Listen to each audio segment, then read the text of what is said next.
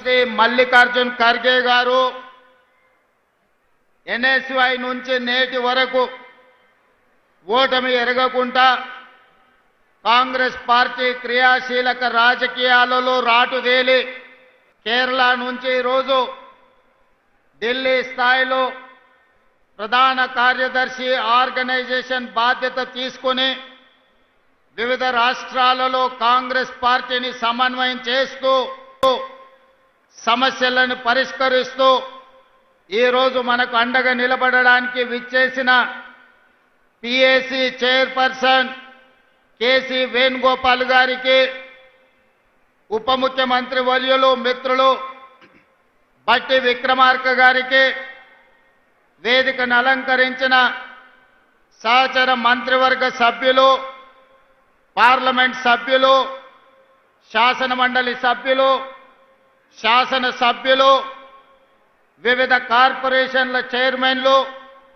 ప్రభుత్వ సలహాదారులు, జిల్లా పార్టీ అధ్యక్షులు, మండల పార్టీ అధ్యక్షులు, గ్రామ కమిటీ అధ్యక్షులు, ప్రాణ సమానులైన కాంగ్రెస్ పార్టీ కార్యకర్తలందరికీ నా హృదయపూర్వకంగా నమస్కారాలు.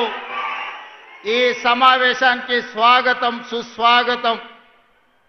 మిత్రులారా, మీకందరికీ తెలుసు, తెలంగాణలో మాకు తిరుగులేదని అహంకారంతో రంకెలేస్తూ విర్రవీగుతున్న సమయంలో కల్వకుంట్ల గడిని బద్దలు కొట్టి 3 రంగుల జెండా చేత బూని 3 రంగుల కండువా మెడలో కట్టుకొని గుండెల నిండా ధైర్యం నింపుకొని తెలంగాణ నలుమూలల 4 కోట్ల మందిని చైతన్యం చేస్తూ తండాలలో, గూడాలలో, మారుమూల పల్లెల్లో ప్రతి తలుపును, ప్రతి గుండెను తట్టి డిసెంబర్ 7, 2023 నాడు ఇదే ఎల్బీ నగర్ మైదానం సాక్షిగా మన నాయకురాలు, తెలంగాణ ప్రదాత శ్రీమతి సోనియా గాంధీ గారి నాయకత్వంలో, యువకులు రాహుల్ గాంధీ గారి నేతృత్వంలో ఇక్కడనే ప్రజారాజ్యం, ప్రజా పరిపాలన, ఇందిరమ్మ రాజ్యాన్ని ఇక్కడనే మనం ఏర్పాటు చేసుకున్నాం. ఆనాడు మొదలుపెట్టిన మన నడక ఈనాడు తెలంగాణలో నలుమూలల్లో రైతుల విషయంలో కావచ్చు, మహిళలు కావచ్చు, విద్యార్థులు కావచ్చు, నిరుద్యోగ యువకులు కావచ్చు, ఉద్యమకారులు కావచ్చు, అమరవీరుల కుటుంబాలు కావచ్చు, తెలంగాణలో ప్రతి ఒక్కరిని తడుతూ ప్రతి గుండెకు చేరుతూ ఈరోజు ప్రజా పరిపాలనను అందిస్తూ ఈ సమావేశాన్ని ఏర్పాటు చేసుకున్నాం. మిత్రులారా, ఈ 18 నెలల్లో ప్రభుత్వం ఏర్పడినాడు ఎంతకాలం ఉంటుంది ఇది? 3 నాళ్ళ ముచ్చటనే అన్నవాళ్ళు ఉన్నారు. 3 నాళ్ళు అయిన తర్వాత ఈ ప్రభుత్వం ఉంటుంది కానీ సంక్షేమ పథకాలు అమలు చెయ్యలేరు అన్నారు. సంక్షేమ పథకాలు అమలు చేసిన తర్వాత వీళ్ళు కలిసి ఉండరు, రోజు కలహించుకుంటారు, కాంగ్రెస్ వాళ్ళకు కలిసి ఉండే లక్షణమే లేదు అన్నారు. అక్కడి నుంచి ఈనాడు కలిసి ఉండడమే కాదు, ఈరోజు కలిసికట్టుగా నడుము బిగించి నవ్విన వాళ్ళ ముందల తలెత్తుకొని నిలబడే విధంగా నిటారుగా నిలబడి సంక్షేమాన్ని, అభివృద్ధిని, విద్యను, ఉద్యోగాలను తెలంగాణ రాష్ట్రంలో అమలు చేసి దేశానికే ఆదర్శంగా నిలబడే తెలంగాణ మోడల్ని 18 నెలల్లో ఆవిష్కరించినాం. అందుకే ఈనాడు కన్యాకుమారి నుంచి కశ్మీర్ వరకు 150 రోజులు 4000 కిలోమీటర్లు మండు టెండల్లో, మంచు కొండల్లో నడుస్తూ ప్రజలని కలుస్తూ ఆనాడు రాహుల్ గాంధీ గారు ఒక మాట ఇచ్చారు, మీరు తెలంగాణలో కాంగ్రెస్ ప్రభుత్వాన్ని ఏర్పాటు చేయండి, తప్పకుండా తెలంగాణ రాష్ట్రంలో జనగణనతో పాటు కులగణన చేస్తాం, అదే కాకుండా మాదిగ ఉపకులాలకు సంబంధించిన ఎస్సీ వర్గీకరణ చేసి తీరుతామని రాహుల్ గాంధీ గారు మాట ఇస్తే 2024 ఫిబ్రవరి 4 నాడు మొదలుపెట్టి 2025 ఫిబ్రవరి 4 నాడు సంవత్సరం తిరిగే లోపల సామాజిక న్యాయం చేస్తూ కులగణను పూర్తి చేసి ఎస్సీ వర్గీకరణం చేసి జాతికి అంకితం చేసి ఫిబ్రవరి 4ను సోషల్ జస్టిస్ డేగా ఈరోజు తెలంగాణ రాష్ట్రం జరుపుకుంటున్నది అని అంటే రాహుల్ గాంధీ గారి యొక్క ఉక్కు సంకల్పాన్ని ఈరోజు మనం అమలు చేస్తున్నాం. మిత్రులారా, ఈరోజు దెబ్బతిన్న ఆర్థిక వ్యవస్థ, అడగంటిపోయిన రాజ్యాంగబద్ధ సంస్థల ప్రతిష్ట, వీటన్నిటిని పునరుద్ధరించుకుంటూ ఒక్కొక్క కష్టాన్ని అధిగమించుకుంటూ ఒక్కొక్క సమస్యను పరిష్కరించుకుంటూ తెలంగాణ రాష్ట్రాన్ని అభివృద్ధి పదం వైపు నడిపించే పని ఈరోజు నేను నా మంత్రివర్గ సహచరులు ముందుకు తీసుకెళ్తున్నాం. కష్టాలు వచ్చినాయి, ఒడిదుడుకులు వచ్చినాయి, అయినా నిటారుగా నిలబడి తట్టుకొని వాటన్నిటిని అధిగమించుకుంటూ ముందుకు వెళ్తున్నాం. ఇవాళ మిత్రులారా, తెలంగాణ సమాజంలో 70% రైతాంగం, 70% రైతాంగం కోసం ఈ 18 నెలల్లో రైతు భరోసా కావచ్చు, రైతు బీమా కావచ్చు, లేకపోతే గిట్టుబాటు ధర కావచ్చు, రైతు రుణమాఫీ కావచ్చు, ఈ రోజు రైతులకు సంబంధించిన సంక్షేమ పథకాలలో సన్న వడ్లకు 500 రూపాయల బోనస్ కావచ్చు, 18 నెలల్లో ఈ దేశంకే ఆదర్శంగా నిలబడే విధంగా రైతాంగానికి 1,04,000 కోట్ల రూపాయలు ఖర్చు పెట్టి ఈ దేశంలో రైతులను ఆత్మగౌరవంతో నిలబడే విధంగా 25,55,964 మంది రైతులకు 21,000 కోట్ల రూపాయల రైతు రుణమాఫీ చేసి రైతులకు అప్పు రుణ విముక్తిని చేసిన పార్టీ ప్రభుత్వం కాంగ్రెస్ పార్టీ, తెలంగాణ ప్రభుత్వం అని ఈ వేదిక మీద నుంచి నేను గర్వంగా చెప్పదలుచుకున్న. మిత్రులారా, ఆనాడు మీకందరికీ తెలుసు, తెలంగాణ రాష్ట్రంలో రైతులు వరి వేస్తే వరి కొనుగోలు చేయక ఐకేపీ కేంద్రాలను మూతవేసి ఆనాటి ముఖ్యమంత్రి ఒక మాట అన్నాడు, ఎవరైనా రైతు వరి వేసుకుంటే మీరు ఉరి వేసుకున్నట్టే, నాకు సంబంధం లేదు, రాష్ట్ర ప్రభుత్వం వరి కొనుగోలు చెయ్యదు అని ఆనాటి ముఖ్యమంత్రి గారు చెప్పారు. కానీ ఇందిరమ్మ రాజ్యంలో ప్రజాపాలనలో మనం ప్రభుత్వం వచ్చిన వెంబడే చెప్పినాం, మీరు ఎంతైనా వరి పండించండి, చివరి గింజ వరకు కొంటాం, చివరి గింజ వరకు కొనడమే కాదు 500 రూపాయల బోనస్ ఇస్తామని ఆ ఎల్ల మాట ఇచ్చినాం. 2024-25 సంవత్సరంలో భారతదేశంలోనే అత్యధికంగా వరి పండించినాం. ఎంతయ్యా అంటే 2,80,00,000 మెట్రిక్ టన్నుల వరి ధాన్యాన్ని ఉత్పత్తి చేసి ఈ దేశానికి ఆదర్శంగా నెంబర్ 1 స్థానంలో నిలబడ్డ రాష్ట్రం తెలంగాణ రాష్ట్రం. ప్రతి గింజ మన ప్రభుత్వం ప్రజా పాలనలో కొనుగోలు చేసిందని ఈరోజు నేను గర్వంగా చెప్తున్న. మిత్రులారా, అందుకే ఈనాడు రైతాంగం మొన్న జరిగిన మీరు చూసిండ్రు రైతు భరోసా కార్యక్రమం, అందరూ అనుకున్నారు గోతికాడి నక్కలాకి ఎదురు చూసిండ్రు, ఒంటె పెదాలకు నక్క ఎదురు చూసినట్టు రైతు భరోసాలో ఈ ప్రభుత్వం విఫలం చెందుతుందని ఆలోచన చేసిండ్రు. నేను చెప్పిన 9,000 కోట్ల రూపాయలు 9 రోజుల్లో రైతుల ఖాతాలో వేస్తామని చెప్పి 70 లక్షల మంది రైతులకు 9 రోజుల్లో 9,000 కోట్ల రూపాయలు వేసి రైతు ప్రభుత్వం, ఈ ప్రభుత్వంలో రైతును రాజును చేస్తాం. మా ఉద్దేశం, మా లక్ష్యం వ్యవసాయం దండుగ కాదు, వ్యవసాయం పండుగ చేస్తామని చెప్పినాం.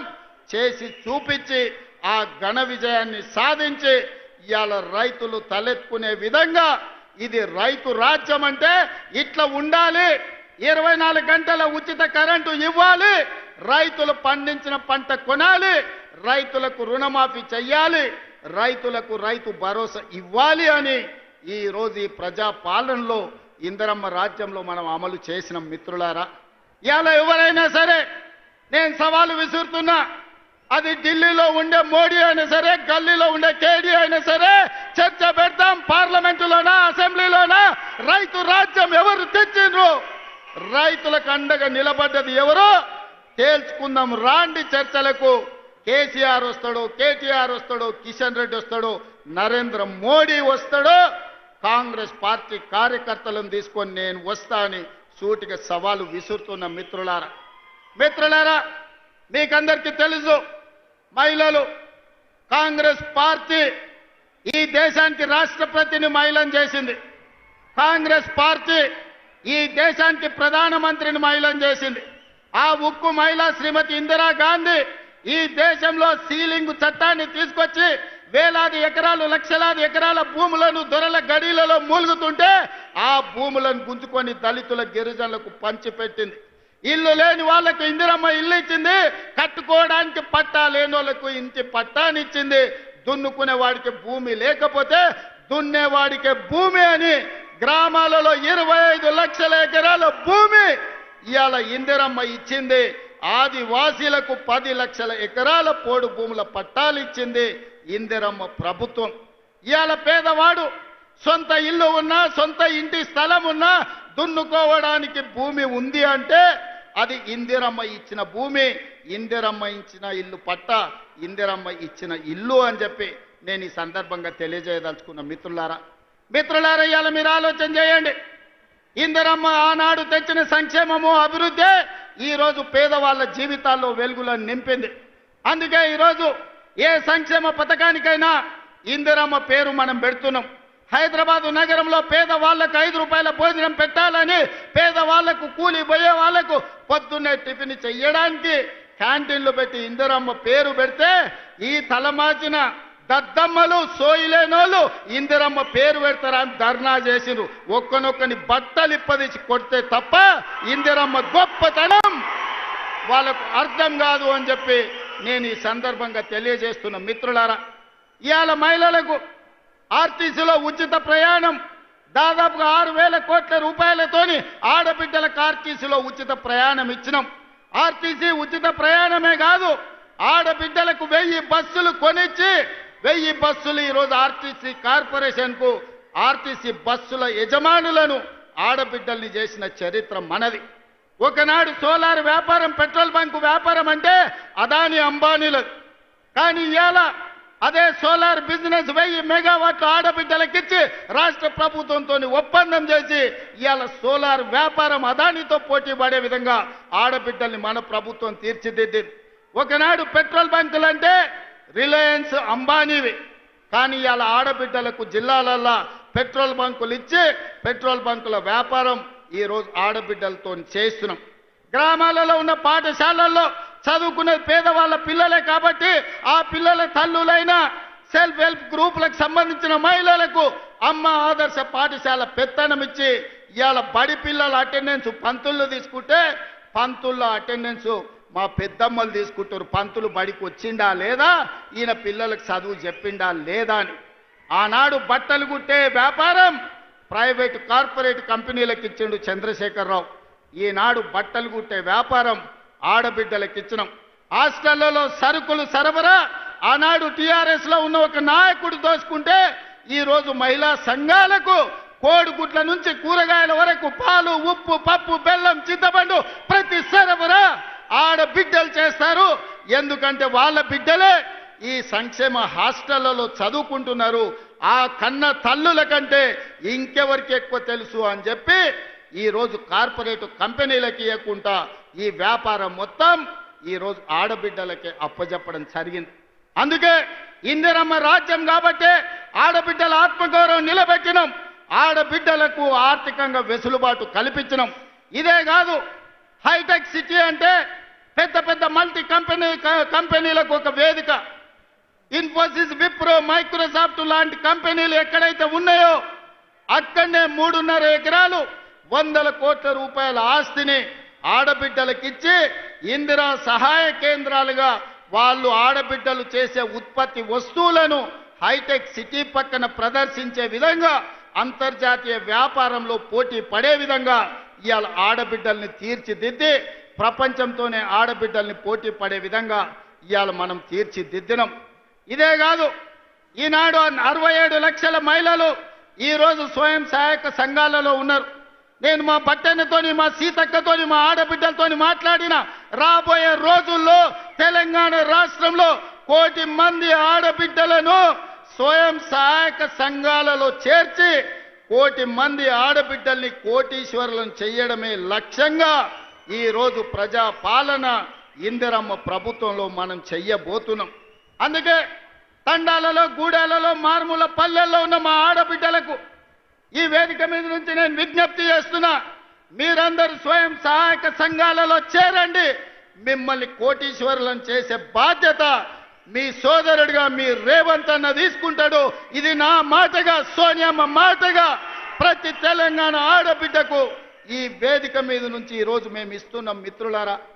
మిత్రులారా, మీకందరికీ తెలుసు, తెలంగాణ ఉద్యమం అంటేనే ఉద్యోగాల వేట. నిరుద్యోగ యువకులు లక్షలాది మంది రోడ్ల మీదకి వచ్చి నెలల తరబడి ధర్నాలు, దీక్షలు, ఉద్యమాలు చేసి ఆత్మ బలిదానాలు చేసుకొని అమరులై తెలంగాణ రాష్ట్రం తెచ్చుకున్నారు. వాళ్ళు తెలంగాణ రాష్ట్రం తెచ్చుకున్నదే పీజీలు, పిహెచ్డీలు చేసి ఈ రాష్ట్రంలో డాక్టర్లు, లాయర్లు, ఇంజనీర్లు, ఐఏఎస్లు, ఐపీఎస్లై తెలంగాణ పునర్నిర్మాణంలో భాగస్వాములు కావాలి అని. కానీ చంద్రశేఖరరావు ఏమన్నాడయా? గొర్రెలు, బర్రెలు, చేపలు, పందులు మీరు పెంచుకోండి, పేదవాళ్ళ పిల్లలు గొల్లోళ్ళు గొర్రెలు పెంచుకోవాలి, మాదిగోళ్ళు చెప్పులు కుట్టుకోవాలి, ఎరకలోళ్ళు పందులు పెంచుకోవాలి, మా ముదిరాజు సోదరులు చేపలు పట్టుకోవాలి అని మిమ్మల్ని అందరినీ అక్కడ పోమన్నాడు. ఆయన కొడుకు మాత్రం రాజ్యాలు ఏలుతారంట. ఇదే నా న్యాయం అని నేను అడుగుతున్నా చంద్రశేఖరరావు ఈ వేదిక మీద నుంచి. పేదోళ్ళ బిడ్డలు వాళ్ళ తాతలు ముత్తాతలు తరతరాలుగా గొర్రెలు, బర్రెలు, చేపలు, పందులను పెంచుకొని బతికి ఆత్మ బలిదానం చేసుకొని వందలాది మంది ప్రాణాలు ఇచ్చి తెలంగాణ రాష్ట్రం తెచ్చుకున్నది. డాక్టర్లు, లాయర్లు, ఇంజనీర్లు, ఐఏఎస్లు, ఐపీఎస్లై రాజ్యం ఏలాలనా లేకపోతే గొర్రెలు, బర్రెలు పెంచుకోవాలనా ఒక్కసారి ఆలోచన చేయండి. అందుకే మన ప్రభుత్వం ఏర్పడిన వెంబడే పెండింగ్ ఉండి నోటిఫికేషన్లు ఇచ్చి నియామకాలు జరగని ప్రభుత్వ ఉద్యోగ నియామకాలు మొదటి సంవత్సరంలో ఇదే ఎల్బీ స్టేడియం సాక్షిగా 60,000 ప్రభుత్వ ఉద్యోగాలు ఇచ్చిన నేను గర్వంగా చెప్తున్నా. ఇవాళ నేను సవాలు విసురుతున్న కిషన్ రెడ్డికి, కేటీఆర్కు, కేసీఆర్కు, నరేంద్ర మోడీకి. మొదటి సంవత్సరంలో మా ప్రభుత్వ ఉద్యోగాలలో 60,000 నియామకాలు చేపట్టింది. మీకు దమ్ము ఉంటే, ధైర్యం ఉంటే, చిత్తశుద్ధి ఉంటే మీరు సవాలు విసిరండి. 60,000 మందిని ఇదే ఎల్బీ స్టేడియంలో తెచ్చి తలలు మొత్తం లెక్క పెట్టిస్తా. ఒక్కటి తగ్గినా మీ కాళ్ళ ముందు క్షమాపణ చెప్పి నేను బయటికి వెళ్తా.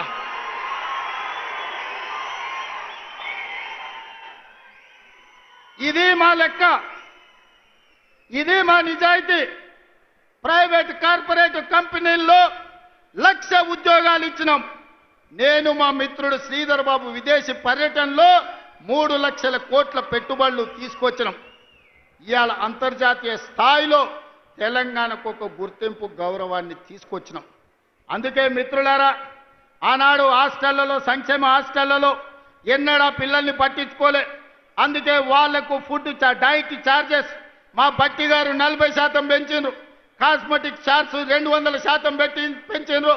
ఇవాళ పేదవాళ్ళ పిల్లలు కార్పొరేటు వైద్యము, కార్పొరేటు విద్య పోటీ పడాలి అంటే ఈ విద్య ఉన్నది సరిపోదని యంగ్ ఇండియా ఇంటిగ్రేటెడ్ స్కూళ్ళు 100 నియోజకవర్గాలలో 100 పాఠశాలలు 20,000 కోట్ల రూపాయలతోని యంగ్ ఇండియా ఇంటిగ్రేటెడ్ రెసిడెన్షియల్ స్కూళ్లను ప్రారంభించుకున్నాం.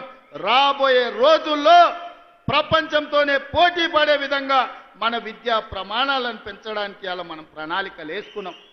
ఇవాళ మిత్రులారా, ప్రతి సంవత్సరం ఇంజనీరింగ్ విద్యార్థులు 1,10,000 మంది పాస్ అవుతున్నారు.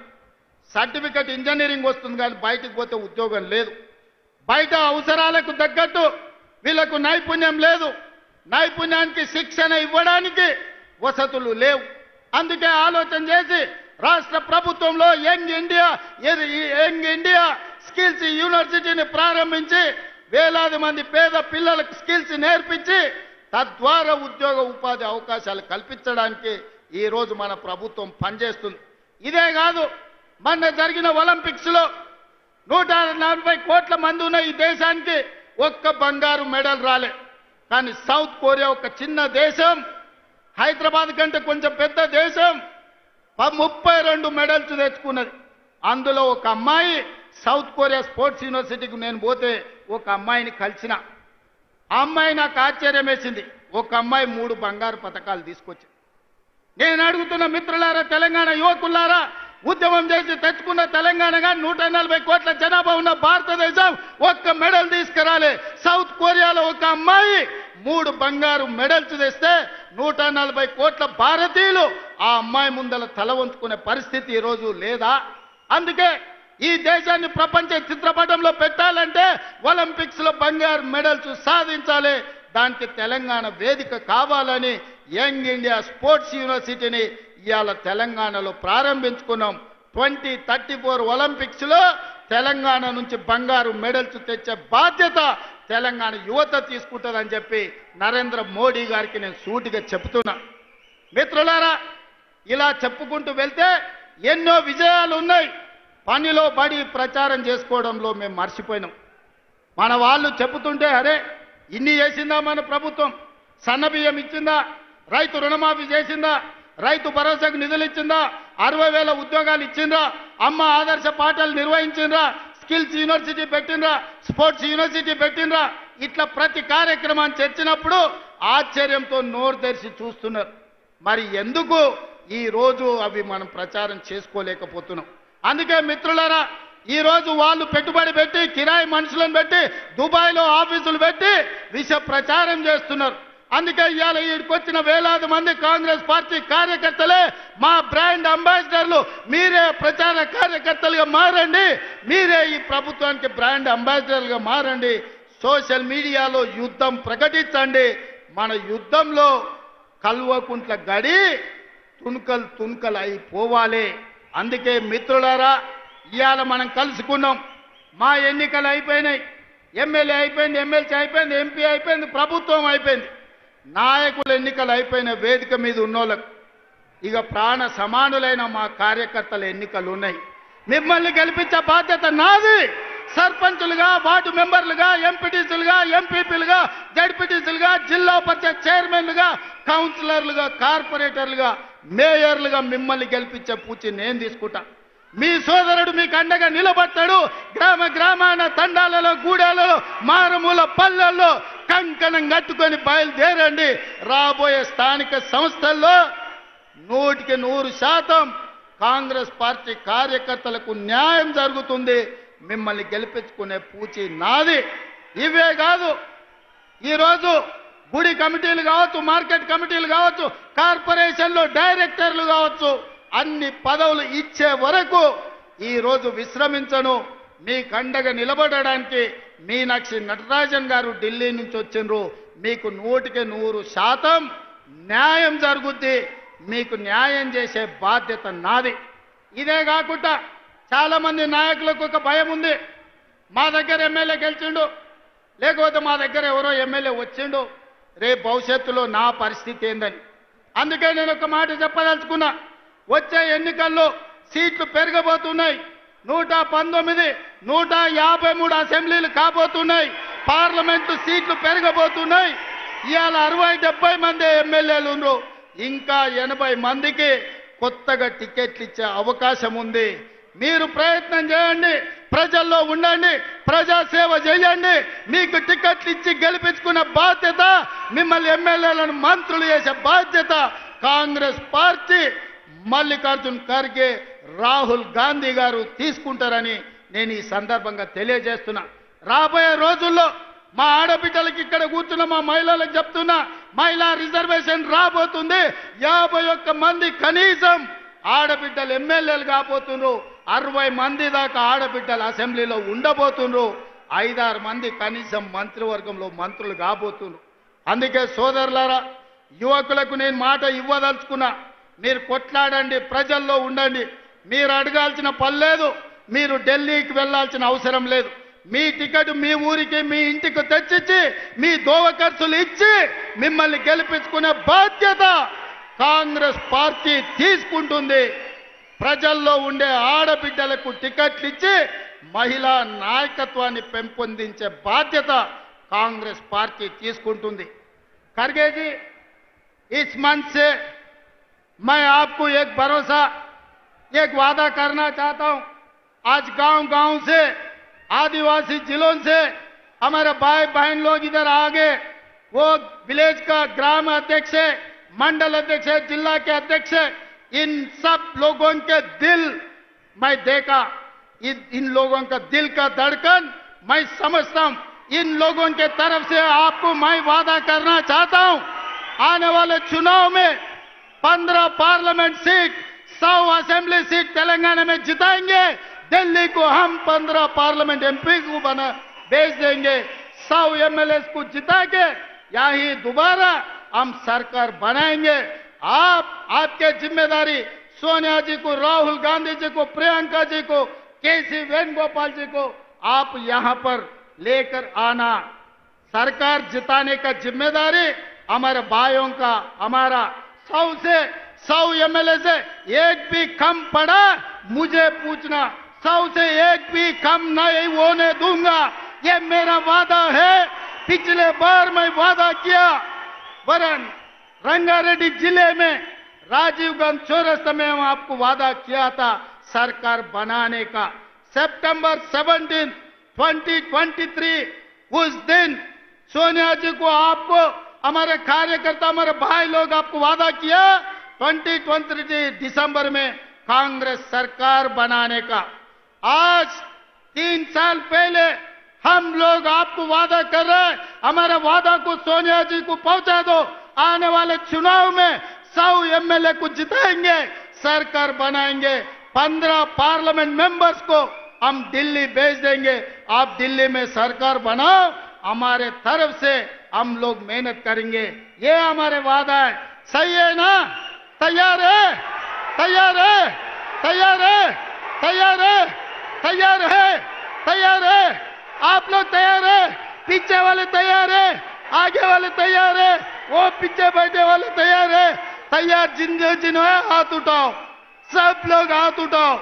जय कांग्रेस, जय जय कांग्रेस, जय सोनिया मां, जय जय सोनिया मां। ధన్యవాదాలు మిత్రులారా।